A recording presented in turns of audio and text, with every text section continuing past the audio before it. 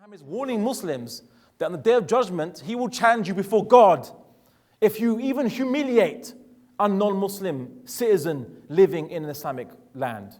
Even for humiliation, forget killing or oppressing or robbing them, just humiliating a non-Muslim living amongst Muslims will earn you the Prophet Muhammad accusing you on the Day of Judgment, which is scary for a Muslim. But it also means it's prohibited under Islamic law.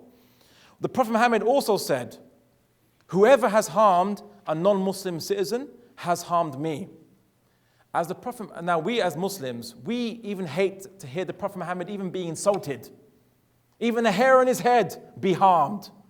But the Prophet Muhammad said that harming a non-Muslim who lives amongst the Muslims or in Islamic lands is equal to harming him. For Muslims, there is no greater prohibition than if you're hurting a non-Muslim, it's like hurting the Prophet Muhammad himself. And this is how the Prophet Muhammad guaranteed rights. And we see that in St. Catherine's Monastery in Sinai, which is in Egypt, they have an old document which was an agreement between them and the Prophet Muhammad. And here's how it really reads. This is a message from Muhammad ibn Abdullah, which is the Prophet's name. As a covenant to those who adopt Christianity near and far, we are with them. Verily I, the servants, the helpers, and my followers defend them, because Christians are my citizens, and by God I hold out against anything that displeases them. No compulsion is to be upon them, neither are their judges to be removed from their jobs, nor their monks from their monasteries. No one is to destroy a house of their religion, to damage it, or to carry anything away to the Muslim houses. Should anyone take any of these, he would spoil God's covenant and disobey his prophet. Verily, they, the Christians, are my allies and have my secure charter against all that they hate. No one is to force them to travel or to oblige them to fight. The Muslims are to fight for them. If a female Christian is married to a Muslim, it is not to take place without her consent. She is not to be prevented from visiting her church to pray, and it goes on and so on and so forth. This is a covenant that the Prophet Muhammad made with the Christians of St. Catherine's Monastery, and generally his covenant he made with different Christian tribes follows the same formula. This was the rights that he granted non-Muslims living in Islamic lands, protection, and that non-Muslims don't even have to fight. They don't have to join the army. Muslims will defend them and will defend their rights and honor.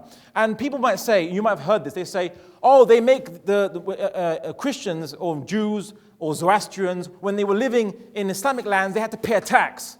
It's like, oh, you have to pay a tax. Well, it's not like, tax is only for the Islamic religion in that circumstance.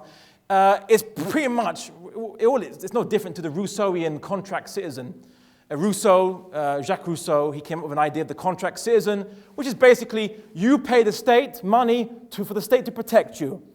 And in Islam, we call this the idea of the contract citizen dhimmi or dhimma. Dhimma, and a person is called a dhimmi. And in essence, all of you are dhimmis of the Canadian government. You're all contract citizens of the Canadian government. You pay money to the government for the government to protect you. Of course, just like in the Canadian government as well as in Islam, if you're poor, you don't have money, the government will still protect you, of course, if you're not able to provide for yourself. And we saw this when there was a Christian old man who came up to one of the Prophet's companions when he was Caliph Umar, radiallahu anhum. He came up to a Christian old man, came begging with a begging bowl, and the Caliph Umar, when he was the Caliph, this is after the Prophet Muhammad passed away, but when he was the Caliph, the leader of the Muslims, and he saw this Christian man begging to him, giving some money, he said, in essence, shame on us, on the Muslims. Shame on us. We took jizya from this guy when he was able, and now he's old, and he has no one to provide for him. We have nothing to provide for him. And he took the old man to the Muslim treasury house, and he gave that man as much food and supplies and a stipend, which would suffice for that person. Basically, a welfare system was given to that man. And this man was an old Christian man who was unable to provide for himself. So this is the kind of interfaith courtesy. And I will tell you something even more shocking than that. Shocking of how Islam actually treats non-Muslims. There was a sect of Zoroastrians who believed in a concept called self-marriage. It was called self-marriage. In essence, it was legalized incest. In essence, this particular sect of Zoroastrians believed that they could marry their sister or their mother, and they called it self-marriage. And as Muslims, obviously, we find this incredibly disgusting and horrific. But we find a discourse by Ibn Qayyim al-Jawziyah, who wrote in his treatise, Ahkam al-Ahl al-Dhimma, or the rulings of non-Muslim contract citizens. He said that as Muslims, we might find it disgusting, but it's their religion, and we cannot interfere with their religion. Even if we find it disgusting and horrific, if that's what they believe, we can't interfere. Non-interference. You don't get that kind of multiculturalism in Canada or England or America. This was true multiculturalism. Because your culture has laws. Your culture has values and beliefs and judgments. And, a country that says, do what you want, but if you do this or that, we will stop you, that's not tolerating what you believe your culture. Now, fine, it's an extreme example, and it's kind of disgusting and gross. That's true. But it's an example of just how the Muslims tolerated things even we found completely horrific. So this is how Islam treated non-Muslims. What about women? How does Islam view women? Now, this topic is basically, is a favorite topic of Islamophobes. They'll basically find some oppressed person in Afghanistan and say, oh, look at this woman, look how she's oppressed, look at how Muslims treat women. It's interesting, there are like 52 Muslim countries, but they just love Afghanistan in particular. No, forget Morocco, forget Egypt, no. Right to Afghanistan, that's typical of the Muslim world. I mean, I'll just tell them, look, they should go to other countries. I mean, have you met Arabic women? That you can't oppress them. Trust me. It's all the way around, actually. We need men's rights. Anyway, the Quran says in Surah 3, it says that God is speaking to mankind. He's saying, I do not waste the deed of the doer of any amongst you, be they male or female. The one of you is as the other. This is equality. The equality between men and women is in the Quran. The deed of one of you is as the other. You can check it, you can read it yourself. It's quite an interesting discussion. It's in Surah 3, ayah 195, or verse 195. So the God in the Quran considers men and women and their actions, as the other. They are as the other. And Islam has given women a number of rights. They have the right to own their own property. If you look at English law from up until the 19th century, or up until the 20th century, even the beginning of the 20th century, women weren't allowed to actually own their own property. If you were married, your husband looked after your property, and in fact, your husband owned your property. Whereas Islam gave women the right over their own property. They have the right to keep their property after marriage and not give their husband any of it. They have the right to financial support for her needs, which means that the husband has to spend to support the wife, and she doesn't have to spend anything to support him, even if she's rich and he is poor. She has the right to be given a marriage gift or a dowry, and if divorced, receives alimony from her husband. Islam gave women the right to vote, and what I mean by vote is in Islam we believe that when we are appointing a leader, you have to give the Pledge of Allegiance, which is the bay'ah, the Pledge of Allegiance, to ratify this leader as the leader of the Muslims. And the Prophet Muhammad, when he was taking the ratification for his leadership of the Muslim community, he demanded it from men and women. Not just from the men. Okay, just only from the men, forget the women, they're not consequential. No, he demanded the Pledge of Allegiance from both men and women for his authority. Women have the right to work and to own their own business. The Prophet's wife, Khadija, radiallahu anha, she was a successful businesswoman. The women have the right to education. The Prophet Muhammad said that education, it says seek knowledge even to China. The bit to China is not authentic, but it's in our hadith literature. But seek knowledge, both men and women, is an obligation, as repeated in many verses of the Quran and in the tradition of the Prophet Muhammad. And the Prophet Muhammad, he got a complaint from women that they weren't having enough time learning from him, so he dedicated a whole day just to teaching women and so on. So he basically believed women have a right to education equal to the right of men. Women have the right not to be physically abused or emotionally abused by their husband. I'll get to some evidences about that later. She has the right to choose who she marries. A girl once approached the Prophet Muhammad and said, "My father forced me to marry my husband." And the Prophet said, "Okay, I'll grant you a divorce because your father has no right to do that." And the woman said, "Actually, no, I don't want a divorce. I just wanted the principle of the matter. I actually like my husband." So it was but, in a way to prove a point to her father, she went to the Prophet Muhammad to get his judgment on this. The woman has a right to sexual satisfaction in the marriage. So we saw the Prophet Muhammad, he encountered a man who was praying in the mosque day and night and didn't go to his home to his wife. And he commanded this guy to go to make himself look good and go home to his wife because his wife has a right over him. And he can't ignore her or do whatever he wants. The woman has a right to affection and love in marriage, which has been repeated in many verses of the Quran. She has the right to dignity and respect. If you even falsely accuse a woman of immorality in Islam, the men can be punished for that. So any man who accuses a woman of even sexual impropriety is punished for that. But you don't get the same rule other way. So if a woman accuses a man of sexual impropriety, there was no mention any punishment for that. So women cannot be disrespected or be accused of sexual impropriety or immorality.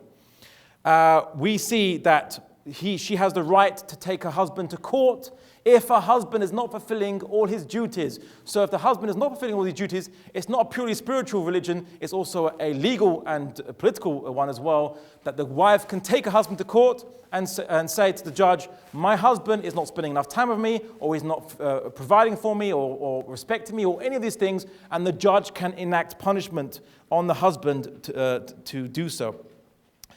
We also see, we see this in many references to the Prophet Muhammad, and time is short, so I'll only give you a few.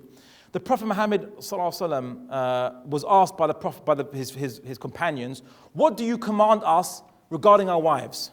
And the Prophet said, "Give them food from what you have for yourself, clothe them with what you clothe yourself, and do not beat them, and do not insult them."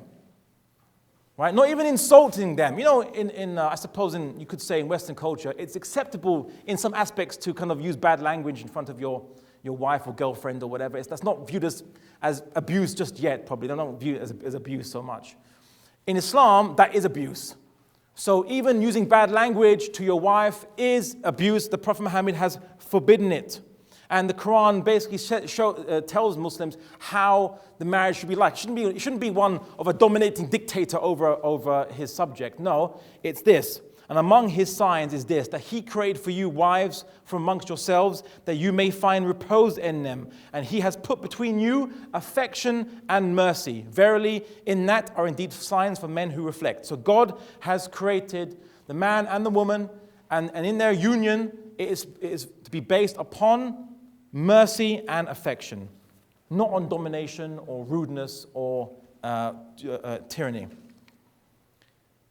And we see that, quite interestingly, Lady Elizabeth Craven, who was a famous English author, playwright, traveler, and socialite, she went to the Ottoman Caliphate in 1789. 1789. Here's what she remarked about what she viewed, what she saw women, how they were treated in the Islamic society of the Ottomans. Here's what she said. "As to women, as many, if not more than men, are to be seen in the streets, going about their daily activities. I think I have never seen a country where women enjoy so much liberty and are free from all reproach as in Turkey. The Turks, in their conduct towards our gender, are an example to all nations.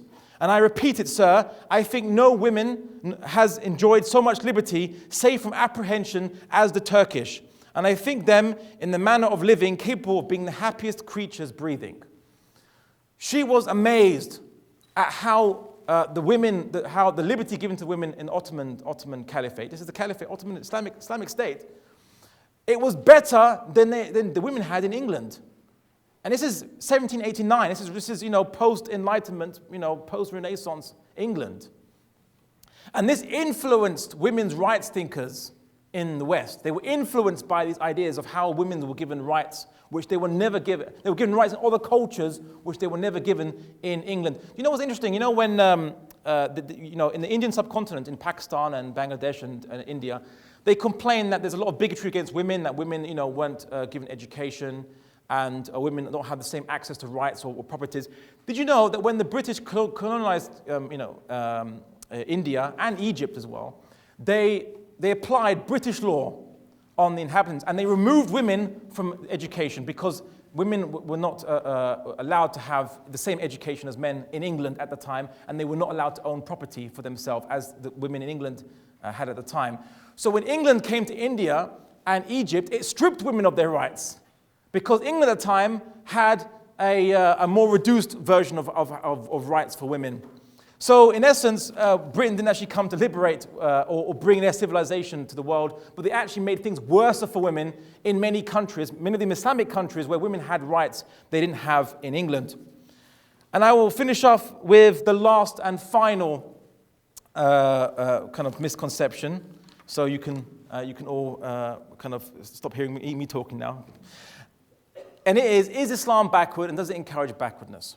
And every time they talk about this, they refer to countries like the Taliban, Afghanistan under the Taliban, or Saudi Arabia. Okay, Saudi Arabia, I mean, it imports all its goods. It's quite a wealthy country, but it imports all its goods. But they say it's backward, it's very barbaric, or the Taliban were very anti-technology, or they were very barbaric.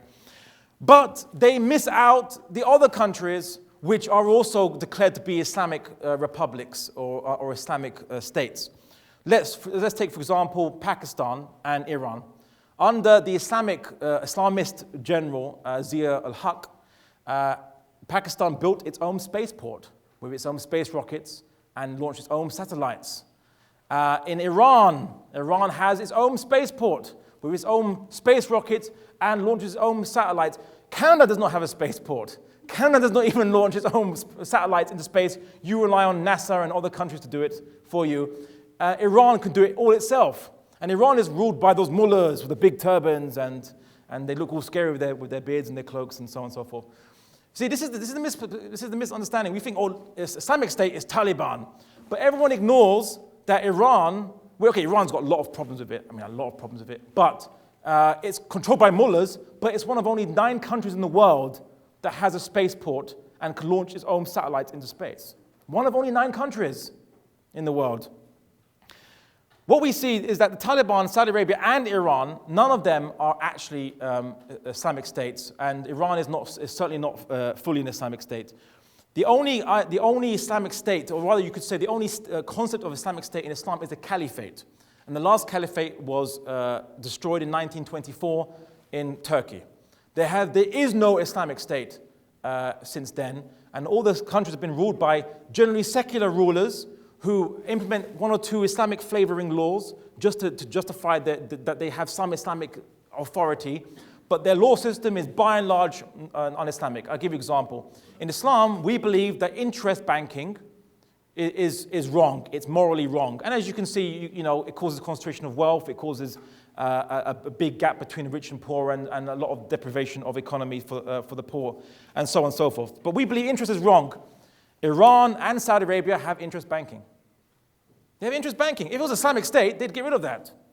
I would talk about Taliban in Afghanistan, but they probably didn't have a banking system that we recognize, whether you could say it's interest or not. But the Taliban, they were just basically this militia that rose up, and took over a state which was a failed state with different warlords in different areas. And the Taliban basically, you can't control all of Afghanistan without paying off or buying off regional warlords. And some people said, yes, sure, I will be allying myself with Taliban, but they did whatever they wanted to do in their own little region. Afghanistan is a chaotic state. You can't talk about any kind of centralized government there. There is no centralized government in Afghanistan during the Taliban. It's a chaotic state. Why do the media always point to Afghanistan? Why do they always point there? It's because you can see a bunch of people running around shooting people and in a chaotic state. And in such a chaotic state, of course they're going to act in an uncivilized manner.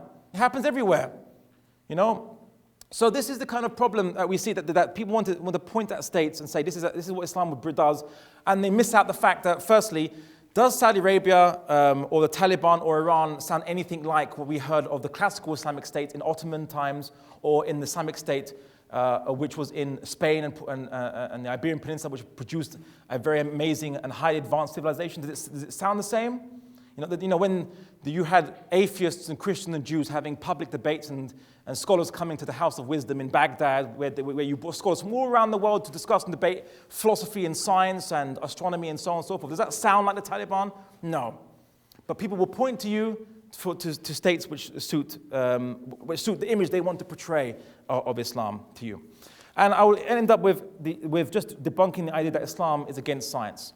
Firstly, Islam created what you might call modern science. So Ibn Haytham, when he wrote his books on optics, he actually developed the first scientific method, which was then employed by kind of Western thinkers and some of the earliest philosophers in the West who took it forward, like Roger Bacon and Francis Bacon after him.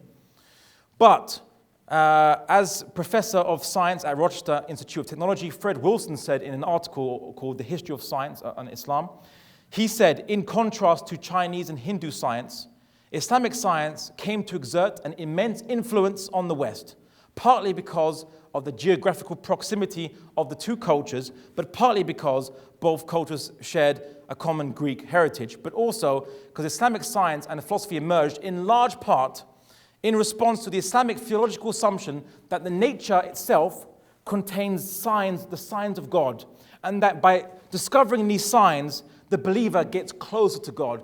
As Muslims, we believe that when we investigate the universe and investigate science, that we are discovering the will of God. It's a religious experience for us.